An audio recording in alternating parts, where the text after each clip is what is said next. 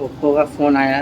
Customer का कहना है कि दोनों स्पीकर में आवाज़ नहीं आ रहा है, न कॉलिंग का आवाज़ आ रहा है न रिंग का आवाज़ आ रहा है। देखते हैं, चेक करते हैं क्या प्रॉब्लम है।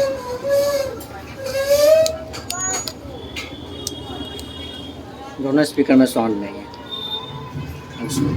स्पीकर चेंज करेंगे, जाकर नया रिंगर डाल देते हैं, रिंगर बॉक्स।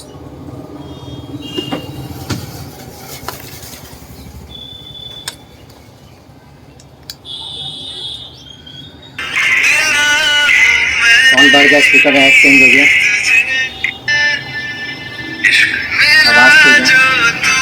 इस सब मॉडल में इतना ही आवाज़ रहता है, उस हिसाब से बहुत बढ़िया आवाज़ है। आवाज़ अच्छा हो गया, थोड़ा सा भी आवाज़ नहीं था। स्पीकर चेंज करने से अच्छा होता है।